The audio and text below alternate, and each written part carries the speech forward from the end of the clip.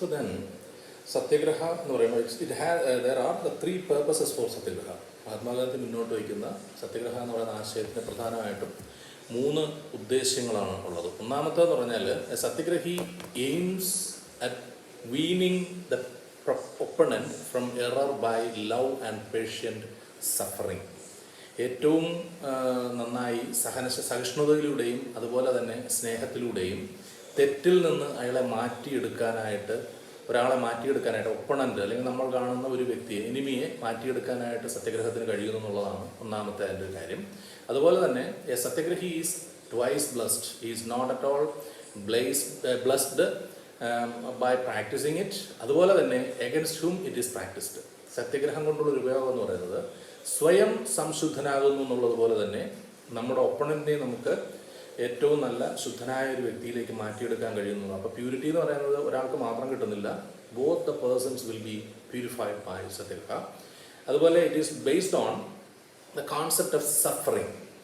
ഇപ്പോൾ സത്യഗ്രഹം എന്ന് പറയുമ്പോൾ ഞാൻ നേരത്തെ പറഞ്ഞു, ഒരാളെ വളരെ വയലൻ്റായിട്ട് നിൽക്കുന്നൊരു വ്യക്തിയെ അല്ലെങ്കിൽ നമ്മളോട് അങ്ങേയറ്റം ദേഷ്യം കാണിക്കുന്ന ഒരു വ്യക്തിയെ പരാജയപ്പെടുത്താൻ, ഒരു വ്യക്തിയോ അല്ലെങ്കിൽ ഒരു സമൂഹത്തെ ആയിക്കൊള്ളട്ടെ. ഇപ്പം നമ്മളിവിടെ വ്യക്തി എന്ന് പറയുന്നതെന്ന് പറഞ്ഞാൽ കാര്യങ്ങൾ മനസ്സിലാക്കാൻ വേണ്ടി വേണം. ഈ വ്യക്തി എന്ന് പറയുന്നത് നമുക്ക് സമൂഹത്തെയും കൊണ്ടുവരാം. കാരണം മഹാത്മാഗാന്ധി ഇതൊരു വലിയ ക്യാൻവാസിലാണ് അദ്ദേഹം ഇതിനെ ചിട്ടപ്പെടുത്തിയിരിക്കുന്നത്. For instance he used it against the Britishers. അന്നത്തെ ബ്രിട്ടീഷ് ഭരണാധികാരികളുടെ അന്യായങ്ങൾക്കും അനീതികൾക്കും എതിരെ അദ്ദേഹം കൊണ്ടുവന്നൊരു മാർഗമാണ് സത്യഗ്രഹം എന്ന് പറയുന്നത്. അപ്പോൾ അവിടെ അദ്ദേഹം ഒരു സമൂഹത്തെയോ അല്ലെങ്കിൽ ഒരു അസോസിയേഷനെയോ എതിർത്തത്. അപ്പോൾ ആ സമയത്ത് ആ വ്യക്തിക്കെതിരെ നമ്മൾ ചിലപ്പോൾ സഫർ ചെയ്യേണ്ടി വന്നേക്കും. ഉദാഹരണത്തിന് ഒരു സത്യഗ്രഹി അദ്ദേഹത്തിൻ്റെ ഈ പറയുന്നതിൽ ഒരു മാർഗമാണ് ഫാസ്റ്റിംഗ് എന്ന് പറയുന്നത്, അല്ലെങ്കിൽ നിരാഹാര സത്യാഗ്രഹം എന്ന് പറയുന്നത്. അപ്പോൾ നിരാഹാര സത്യാഗ്രഹം എന്ന് പറയുന്നത് it's A kind of suffering.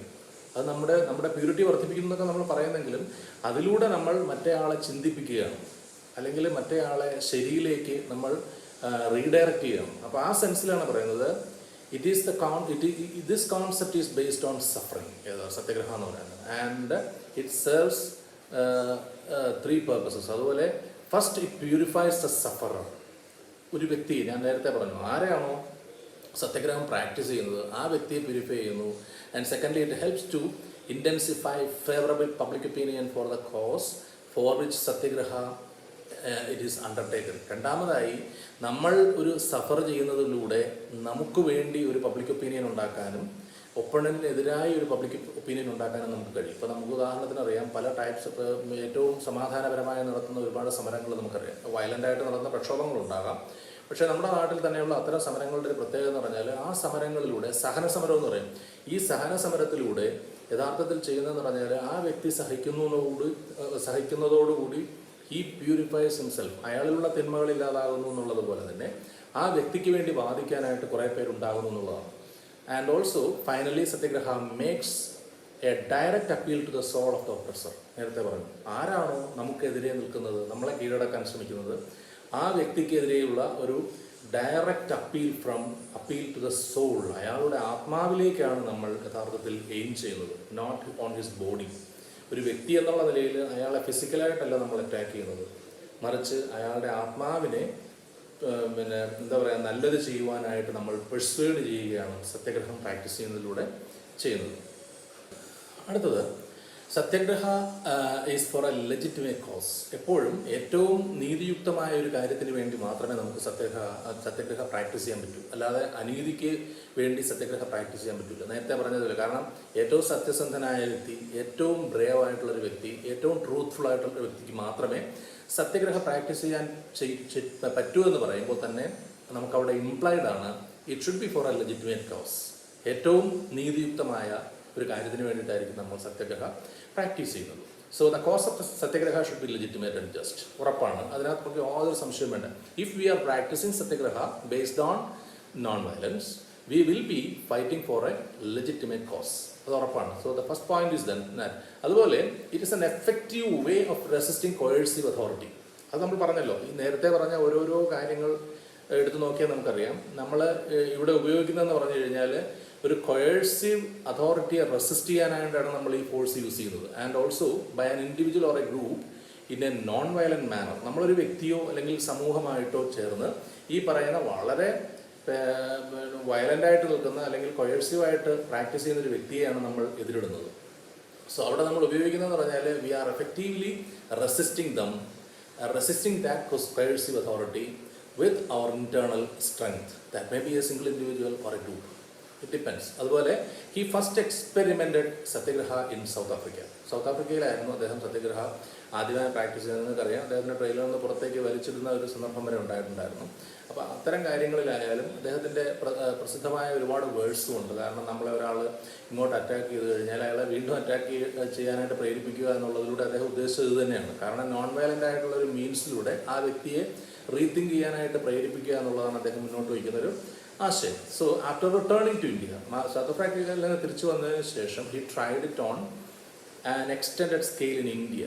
ഇന്ത്യയിൽ അദ്ദേഹം അത് വളരെ സമർത്ഥമായിട്ട് അല്ലെങ്കിൽ ഏറ്റവും എഫക്റ്റീവായിട്ട് ഉപയോഗിച്ചു എന്നുള്ളതാണ് ഈ സ്ട്രഗിൾ. ഞാൻ നേരത്തെ പറഞ്ഞു, നമ്മുടെ നാഷണൽ ഇൻഡിപെൻഡൻസിന് വേണ്ടി അല്ലെങ്കിൽ നാഷണൽ മൂവ്മെൻറ്റിന് വേണ്ടിയിട്ടുള്ള ഓരോ സമരങ്ങളുടെയും പിന്നെ ഒരു അണ്ടർലൈൻ എന്ന് പറയുന്നത് അഹിംസ അല്ലെങ്കിൽ സത്യഗ്രഹമായിരുന്നു. കാരണം അന്ന് കോൺഗ്രസിനകത്ത് തന്നെ 2 തരത്തിലുള്ള സമരരീതികളുണ്ടായിരുന്നു. നിങ്ങൾക്കറിയാമായിരിക്കും, നിങ്ങൾ പഠിച്ചിട്ടുള്ളതാണ്. അതായത് എക്സ്ട്രീമിസം എന്നും അതുപോലെ തന്നെ മോഡറേറ്റ്സ് എന്നും. എക്സ്ട്രീമിസ്റ്റ് എന്നും മോഡറേറ്റ്സ് എന്നും 2 വിഭാഗക്കാരുണ്ടായിരുന്നു. അതിൽ എക്സ്ട്രീമിസ്റ്റിനെ ഏറ്റവും നന്നായിട്ട് പാമ്പർ ചെയ്യാനും അവരെ നമ്മളെ ഈ പറയുന്ന മോഡറേറ്റ് ആയിട്ടുള്ള ഒരു സമരരീതിയിലേക്ക് കൊണ്ടുവരാൻ ശ്രമിച്ച വ്യക്തിയാണ് മഹാത്മാഗാന്ധി. അപ്പോൾ അതിലൊരുപാട് പ്രശ്നങ്ങളൊക്കെ പിന്നീട് ഉണ്ടായി, അതൊക്കെ ബൈഫർക്കേറ്റ് ചെയ്ത് അങ്ങോട്ടും പോകും. പക്ഷേ നമ്മളിവിടെ തിയറട്ടിക്കലായിട്ട് അല്ലെങ്കിൽ ഫിലോസഫിക്കലായിട്ട് കാണുമ്പോൾ Mahatma Gandhi was a person who always wanted to struggle the national independence by means of satyagraha and non violence. And the technique of satyagraha may take many forms like non cooperation. അദ്ദേഹം ഉപയോഗിച്ച മാർഗ്ഗങ്ങൾ പലതാണ്. നോൺ കോഓപ്പറേഷൻ ഉണ്ട്, സിവിൽ ഡിസൊബീഡിയൻസ് ഉണ്ട്, fasting ഉണ്ട്, ഹിജ്റാത്ത് ഉണ്ട്, strike ഉണ്ട്. അങ്ങനെ different means of satyagraha were used as a protest or a resistance against the coercive Britishers. ബ്രിട്ടീഷേഴ്സിനെയാണ് നമ്മളിവിടെ കാണേണ്ടത്. The image of coercive person or association എന്നുള്ള തരത്തിൽ ബ്രിട്ടീഷേഴ്സ് ആയിരുന്നു. അവരെ റെസിസ്റ്റ് ചെയ്യാനായിട്ട് അദ്ദേഹം ഉപയോഗിച്ച മാർഗ്ഗമാണ് non violence. So Mahatma Gandhi with the help of Indian national Congress resisted the Britishers by using this sole force, that is Satyagraha. Okay, അപ്പോൾ നമ്മൾ ഈ പറഞ്ഞ കോഓപ്പറേഷൻസ് പരീക്ഷയ്ക്ക് മിക്കവാറും ചോദിക്കാറുള്ളത് കോൺഫ്ലിക്റ്റ് റെസൊല്യൂഷന് വേണ്ടി മഹാത്മാഗാന്ധി ഉപയോഗിച്ച instruments, the instruments used by Mahatma Gandhi for conflict resolution എന്ന് പറഞ്ഞ് ചോദിക്കാറുണ്ട്. അപ്പോൾ അദ്ദേഹം കോൺഫ്ലിക്റ്റ് റെസൊല്യൂഷന് വേണ്ടി ഉപയോഗിച്ചിരിക്കുന്ന ടെക്നിക്സ് ഞാൻ നേരത്തെ ഇപ്പോൾ ഓരോന്നോരോന്ന് പറഞ്ഞു. അതിൽ ഓരോന്നായിട്ട് നമുക്ക് ഡിസ്കസ് ചെയ്യാം. ഒന്നാമത്തത് നോൺ കോഓപ്പറേഷൻ, മലയാളത്തിൽ നിസ്സഹകരണം എന്ന് പറയും. നിസ്സഹകരണം എന്ന് ഉദ്ദേശിക്കുന്നത് withdrawal of cooperation by the people would paralyse even the most despotic of governments. ഏറ്റവും ഡെസ്പോട്ടിക് ആയിട്ടുള്ള ഏറ്റവും നമുക്ക് സ്വേച്ഛാപരമായിട്ടുള്ളൊരു ഗവൺമെൻറ്റിനെയോ ഒരു അതോറിറ്റിയെയോ പരാജയപ്പെടുത്തുവാനോ അല്ലെങ്കിൽ അതിനെ നിശ്ചലമാക്കാൻ, പാരലൈസ് ചെയ്യുവാനും അതിനെ പരാജയപ്പെടുത്തുവാനും നമുക്ക് ഉപയോഗിക്കാവുന്ന ഒരു മാർഗം എന്ന് പറയുന്നത് നമ്മൾ അവർക്ക് കൊടുത്തുകൊണ്ടിരിക്കുന്ന സഹകരണം അവസാനിപ്പിക്കുക എന്നുള്ളതാണ്. We are ending or we are withdrawing the cooperation that we are provided. അതുവഴി നമ്മൾ ഉദ്ദേശിക്കുന്നത് നോൺ കോഓപ്പറേഷനാണ്. Then it takes many forms like hijrat, അതുപോലെ തന്നെ hartals, social exclusion or picketing. Social exclusion എന്ന് പറയുന്നത് ഹിജറാത്താണ്, ഞാൻ അതിലേക്ക് വരാം. ഹർത്താൽസ്, അതുപോലെ തന്നെ പിന്നെ പിക്കറ്റിംഗ് എന്ന് പറഞ്ഞു കഴിഞ്ഞാൽ അവരെ തടഞ്ഞു വയ്ക്കുക, അവരെ അങ്ങോട്ടും ഇങ്ങോട്ടും മൂവ് ചെയ്യാൻ അനുവദിക്കാതിരിക്കുക എന്ന് പറയുമ്പോൾ തന്നെ അവരെ നമ്മൾ അറ്റാക്ക് ചെയ്യുന്നില്ല, അവർക്കുള്ള ബേസിക് ആയിട്ടുള്ള എല്ലാ ഫ്രീഡംസും നമ്മൾ അനുവദിച്ചു കൊടുക്കുന്നു എന്നുള്ളതാണ്. ആൻഡ് ഓൾസോ എക്സ്ക്ലൂഷൻ, സോഷ്യൽ എക്സ്ക്ലൂഷനിലേക്ക് ഞാൻ വരാം. ആൻഡ് ഓൾസോ ഹർത്താൽസ് എന്ന് പറയുന്നത് അന്ന് ഉപയോഗിച്ചിരുന്ന ഏറ്റവും സമാധാനപരമായ ഒരു സമരമാർഗ്ഗമായിരുന്നു. പക്ഷേ പിന്നീട് അതിൻ്റെ ഒരു രൂപമൊക്കെ മാറിയിട്ട് എനിക്ക് തോന്നുന്നത് ഒരു 60s ഒക്കെ കഴിഞ്ഞപ്പോഴത്തേക്ക് അതിൻ്റെ പേര് ബന്ദെന്നായി. ബന്ദെന്നാകുമ്പോഴത്തേക്ക് എല്ലാം തടഞ്ഞു വയ്ക്കുക, അല്ലെങ്കിൽ യാത്ര ചെയ്യുന്നവരെ മനഃപൂർവ്വം ഉപദ്രവിക്കുക എന്നൊക്കെ ഉള്ള രീതിയിലേക്ക് മാറി. ഇപ്പോൾ അതിന് വീണ്ടും രൂപം മാറിയിട്ട് ഹർത്താൽ എന്ന് പറയുന്നു. പക്ഷേ ഹർത്താൽ എന്ന് പറയുമ്പോൾ എന്തായി മാറുന്നു, അപ്പോൾ അതാണ് വരാറുള്ളത്. പക്ഷേ മഹാത്മാഗാന്ധി ഉദ്ദേശിച്ചതല്ല, ആരുടെയും സ്വാതന്ത്ര്യം ഇല്ലാതാക്കുക എന്നുള്ളതല്ല അദ്ദേഹം ശ്രമിച്ചത്. മറിച്ച് നമ്മൾ വില്ലിംഗ് ആയി ആ സമരം ഏറ്റെടുക്കുക, നമ്മൾ വില്ലിംഗ് ആയി അതിനെതിരെ ഒരുമിച്ച് നിന്നിട്ട് നിസ്സഹകരണത്തിലൂടെ അന്ന് നമ്മൾ ഉപയോഗിച്ചുകൊണ്ടിരിക്കുന്ന കാര്യങ്ങളിൽ നിന്നെല്ലാം മാറി നിൽക്കുക. That's a way we can protest. അതിനെയാണ് അദ്ദേഹം സമാധാനപരമായ ഒരു സമരമായിട്ട് പറഞ്ഞത്. So that's why it is called hartal.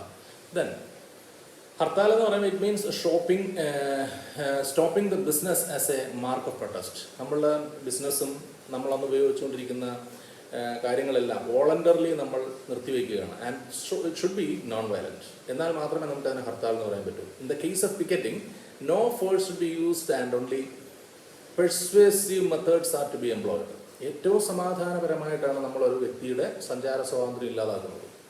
പക്ഷെ അതൊക്കെ മാറിയിട്ട് പിന്നീട് പിക്കറ്റിങ്ങിൻ്റെ ഒരു പുതിയ രീതി എന്ന് പറഞ്ഞു കഴിഞ്ഞാൽ ഒരാളെ അയാളുടെ ബേസിക് ആയിട്ടുള്ള ആവശ്യത്തിന് പോലും പുറത്തു പോകാൻ അനുവദിക്കാതെ തടഞ്ഞു വയ്ക്കുക. ഇപ്പോൾ ഉദാഹരണത്തിന് അയാൾക്ക് പിന്നെ ടോയ്ലറ്റിൽ പോകണമെന്നുണ്ടെങ്കിൽ ആ സ്വാതന്ത്ര്യം പോലും കൊടുക്കാതിരിക്കുന്ന ഒരു അവസ്ഥയിലേക്കൊക്കെ പിന്നെ മാറിയിട്ട് അതിനെ നമുക്ക് പിക്കറ്റിംഗ് എന്നുള്ള മഹാത്മാഗാന്ധിയുടെ വേർഷനിൽ പറയാൻ പറ്റില്ല. അപ്പോൾ മഹാത്മാഗാന്ധി ഉദ്ദേശിച്ചെന്ന് പറഞ്ഞാൽ ഏറ്റവും നോൺ വയലൻ്റായ മെത്തേഡിലൂടെ നമ്മുടെ ഒപ്രസറെ നമ്മൾ തടഞ്ഞു വയ്ക്കുന്നു.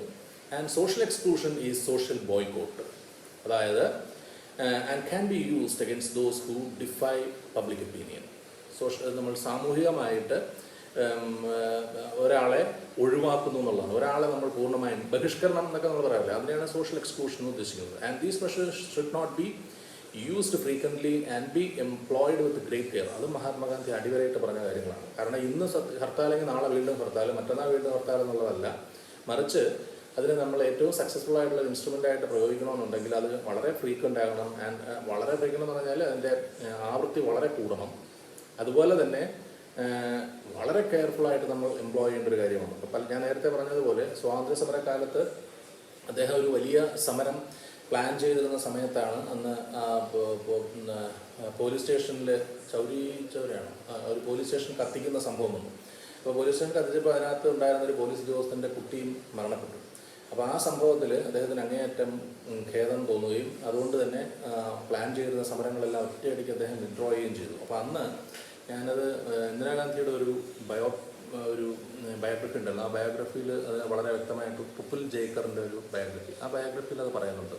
അപ്പോൾ അന്ന് ആ സമരം അദ്ദേഹം ഒറ്റയടിക്ക് പിന്നെ വേണ്ടാന്ന് വെച്ച സമയത്ത് അന്ന് ഇന്ദിരാഗാന്ധിയൊക്കെ സമരത്തിൻ്റെ മുൻനിരയിലുണ്ടായിരുന്നു, ചെറുപ്പക്കാരാണ് അന്നത്തെ. അതുപോലെ മോട്ടിലാൽ നെഹ്റുവിൻ്റെ അച്ഛനും നെഹ്റു ഒക്കെ സമരരംഗത്തുണ്ട്. അപ്പോൾ അവർക്കെല്ലാവർക്കും വളരെ വലിയൊരു എന്താ പറയുക ഒരു ഇച്ഛാഭംഗം ഉണ്ടായെന്നാണ് പറയുന്നത്. അവർക്ക് അദ്ദേഹത്തിനെ വീണ്ടും ഒന്നുകൂടെ ഒന്ന് പെർസ്വേഡ് ചെയ്ത് നോക്കിയെങ്കിലും അദ്ദേഹം സമ്മതിച്ചില്ല. ആ സമരം പിന്നീട് ഇല്ലാതാവുകയാണ് ചെയ്തത്. അപ്പോൾ അത്രത്തോളം ജീവിതത്തിലും അദ്ദേഹം ഈ പറയുന്ന ഏറ്റവും കെയർഫുള്ളായിട്ട് തന്നെ ആയിരിക്കണം ഒരു പ്രൊട്ടസ്റ്റ് എന്ന് മനസ്സുകൊണ്ട് വിചാരിച്ചൊരു മഹത് വ്യക്തിയാണ് Mahatma Gandhi. So in that sense we must say that his conflict resolution instruments were underlined by non-violence and truth. Then the next one is civil disobedience. Civil disobedience നിങ്ങൾക്കറിയായിരിക്കും. സിവിൽ ഡിസൊബീഡിയൻസ് എന്ന് പറയുമ്പോഴത്തേക്ക് നിയമലംഘനം എന്ന് പറയും. അപ്പം നമ്മൾ ഒരു നിയമത്തെ ലംഘിക്കുന്നു. ആ നിയമം എന്ന് പറയുന്നത് നമ്മുടെ ജീവിത രീതിക്ക് അതുപോലെ തന്നെ നമ്മുടെ ഒരു കോൺസ്റ്റിറ്റ്യൂഷൻ നമ്മുടെ പിന്നെ റൈറ്റ്സിനൊക്കെ എഗൻസ്റ്റ് ആണെന്നുണ്ടെങ്കിൽ ഏത് ഭരണാധികാരി കൊണ്ടുവരുന്നതായാലും ആ നിയമത്തിനെതിരെ നമുക്ക് തീർച്ചയായിട്ടും പ്രതിഷേധിക്കാനുള്ള അവസരമുണ്ട്. അതിനെയാണ് സിവിൽ ഡിസൊബീഡിയൻസ് പറയുന്നത്. ആ നിയമത്തെ നമുക്ക് ലംഘിക്കാം. So he regarded civil disobedience as a complete, effective and bloodless substitute of armed revolt. ഒരു സായുധ വിപ്ലവത്തിനെ പകരം വയ്ക്കാനായിട്ട് നമുക്ക് ഏറ്റവും നന്നായി ഉപയോഗിക്കാൻ പറ്റുന്ന ഒരെണ്ണമാണ് സിവിൽ ഡിസൊബീഡിയൻസ് എന്ന് അദ്ദേഹം വിശ്വസിച്ചത്. കാരണം അന്ന് ഈ സിവിൽ ഡിസൊബീഡിയൻസിൻ്റെ ആവശ്യം എപ്പോഴും വരുമായിരുന്നു. കാരണം നമുക്ക് വേണ്ടി നിയമങ്ങളൊന്നും ഉണ്ടാക്കിയിരുന്നത് ഇന്ത്യൻ പാർലമെൻറ്റിലല്ല, മറിച്ച് ബ്രിട്ടീഷ് പാർലമെൻറ്റിൽ അവരുടെ യുക്തിക്കനുസരിച്ച് അവർ നിയമങ്ങൾ ഉണ്ടാക്കുകയും ആ നിയമങ്ങൾ ഇന്ത്യയിൽ എക്സിക്യൂട്ട് ചെയ്യാനായിട്ട് അയക്കുകയാണ് ചെയ്തുകൊണ്ടിരുന്നത്. അപ്പോൾ എല്ലാ നിയമങ്ങളും അന്ന് ഉണ്ടാക്കിയിരുന്നത് ബ്രിട്ടീഷ് പാർലമെൻറ്റിലായിരുന്നു. Because we were under the British rule. അപ്പോൾ ആ സെൻസിൽ അങ്ങനെ കൊണ്ടുവരുന്ന നിയമങ്ങൾ നമ്മുടെ മണ്ണിനോ നമ്മുടെ നാടിനോ നമ്മുടെ മനുഷ്യനോ വേണ്ടിയുള്ളതല്ലായിരുന്നു എന്നുള്ളതിനാൽ എല്ലായ്പ്പോഴും സിവിൽ ഡിസൊബീഡിയൻസ് നമുക്ക് ആവശ്യമായി വന്നു എന്നുള്ളതാണ്. He defined it as breach of unmoral statutory enactments. അത് വായിച്ച കാര്യം പിടികിട്ടും. There is breach of unmoral statutory enactments. Unmoral എന്ന് പറഞ്ഞാൽ എന്താണ്? അൺമോറൽ എന്ന് പറഞ്ഞു കഴിഞ്ഞാൽ അധാർമികമായ നിയമനിർമ്മാണത്തിനെതിരെയുള്ള ഒരു മുന്നേറ്റമായിരിക്കും സിവിൽ ഡിസൊബീഡിയൻസ് എന്ന് പറയുന്നത്. He believed that civil disobedience should be practised only by a select few and not by all. അതും അദ്ദേഹം പറഞ്ഞു. കാരണം സിവിൽ ഡിസൊബീഡിയൻസ് എന്ന് പറഞ്ഞാൽ നമ്മളെ അന്ന് ഭാരതത്തിലുള്ള മുഴുവൻ പേരും അത് പ്രാക്ടീസ് ചെയ്യാൻ പാടില്ല, മറിച്ച് ഈ പറയുന്ന അവരുടെ നേതൃനിരയിലുള്ളവർ മാത്രമായിരിക്കും അത് ചെയ്യുന്നത്. അത് അദ്ദേഹം പറഞ്ഞത് എന്തുകൊണ്ടാണെന്ന് ചോദിച്ചാൽ അണികളും അത് ചെയ്തു കഴിഞ്ഞാൽ അണികൾ കേൾക്കേണ്ടി വരുന്നത് വളരെ ക്രൂരമായിട്ടുള്ള ശിക്ഷാവിധികളായിരിക്കും. അപ്പോൾ അതിൽ നിന്ന് അവരെ രക്ഷപ്പെടുത്താൻ വേണ്ടി കൂടിയാണ് അദ്ദേഹം പറഞ്ഞത് ഇത് നേതൃനിരയിലുള്ള കുറേ പേർ മാത്രം അത് സഫർ ചെയ്താൽ മതി എന്നുള്ളത്. And great care should be taken in the practice. നേരത്തെ പറഞ്ഞത് സിവിൽ ഡിസൊബീഡിയൻസ്, നമ്മൾ ആദ്യം പറഞ്ഞ നോൺ കോഓപ്പറേഷൻ പോലെ തന്നെ ഏറ്റവും കെയർഫുള്ളായിട്ട് നമ്മൾ ചെയ്യേണ്ട ഒരു കാര്യമാണ്.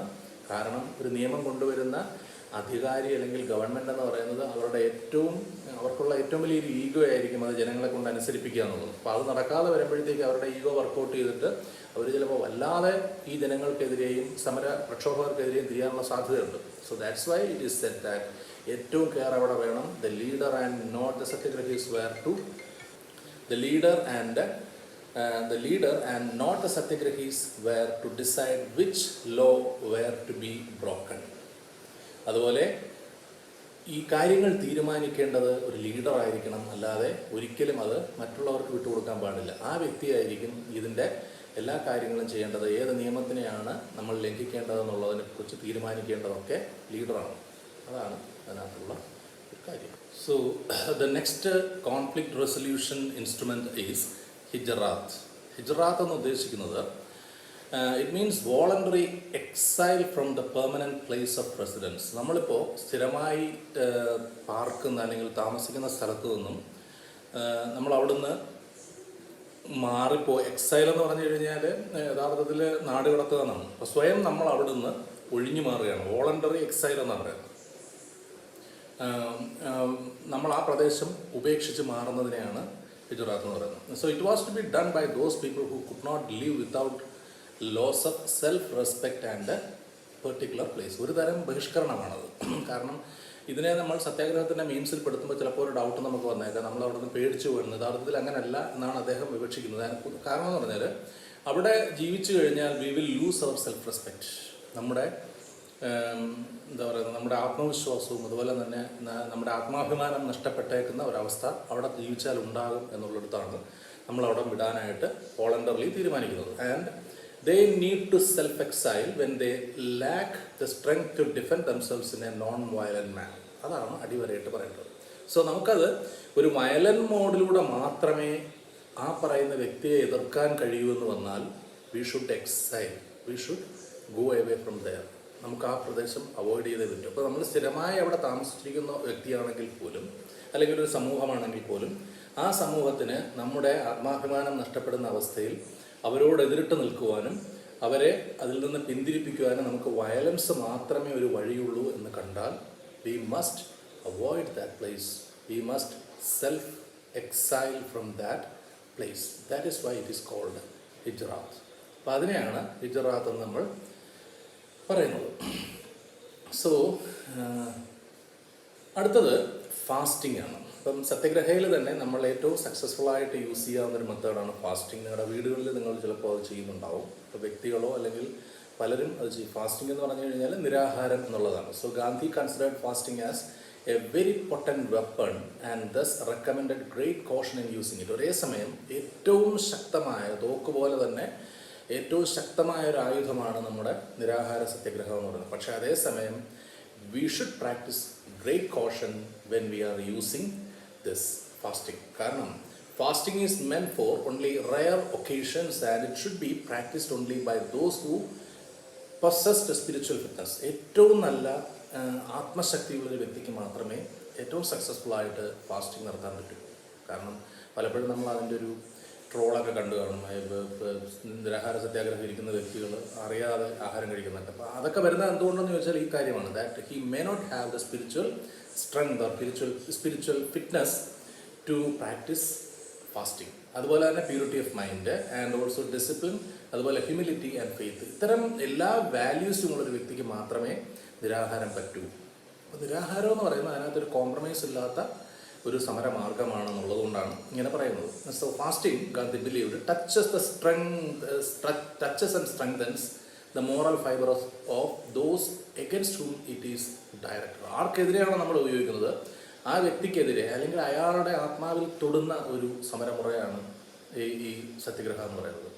And it strengthens the moral fibre of those against whom it is directed.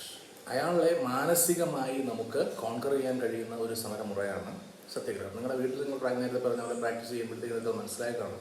നമ്മളെ സ്നേഹിക്കുന്നവർക്ക് ഒരിക്കലും, നമ്മളെ വെറുക്കുന്നവർക്ക് പോലും ഒരിക്കലും നമ്മൾ സത്യഗ്രഹിയാണെന്നുണ്ടെങ്കിൽ അല്ലെങ്കിൽ നിരാഹാര സത്യാഗ്രഹത്തിലാണെന്നുണ്ടെങ്കിൽ അത് സഹിക്കാൻ കഴിയില്ല. അങ്ങനെ ഒരു അവസ്ഥയിൽ നിന്ന് അയാൾ മാറി ചിന്തിക്കുകയും അയാളുടെ ഒപ്രഷൻ എന്ന് പറയുന്ന ആ ഒരു ബോധത്തിൽ നിന്ന് മാറുകയും ചെയ്യുന്നുള്ളതാണ് ഗാന്ധി വിചാരിച്ചത്. So it stills the sluggish conscience and moves people to action.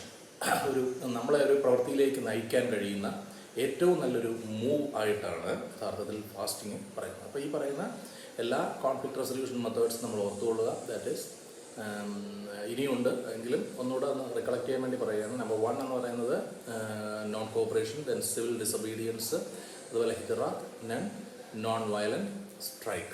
ഇനി അടുത്തത് നോൺ വയലൻറ്റ് സ്ട്രൈക്ക് അല്ല, ലാസ്റ്റ് വൺ ആസ് തൊട്ട് മുമ്പ് നമ്മളിവിടെ ഫാസ്റ്റിംഗ്.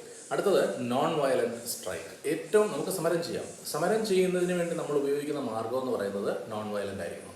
അപ്പോൾ ഒരു പ്രക്ഷോഭം, നമ്മളിപ്പോൾ സമരങ്ങളെന്ന് പറയുമ്പോൾ നമുക്കറിയാം പലപ്പോഴും സമരങ്ങൾ വയലൻ്റായിട്ട് മാറാറുണ്ട്. നമ്മളിപ്പോൾ കാണുന്ന പല സമരങ്ങളും പൊതുമുതൽ നശിപ്പിക്കുക അല്ലെങ്കിൽ മറ്റേതെങ്കിലും തരത്തിൽ ആർക്കെങ്കിലും ബുദ്ധിമുട്ടുണ്ടാക്കുന്ന രീതിയിലേക്ക് സ്ട്രൈക്സ് മാറാറുണ്ട്. ഇപ്പോൾ നമ്മുടെ വഴിയാത്രക്കാരെ നടക്കാൻ സമ്മതിക്കാത്ത രീതിയിൽ സമരം ചെയ്യുക, അത്തരം സ്ട്രൈക്കൊന്നുമല്ല ഗാന്ധി ഉദ്ദേശിച്ചത്. It should be non violent. Strike was a voluntary purificatory suffering undertaken to convert the erring ഒപ്പണൻറ്റ്.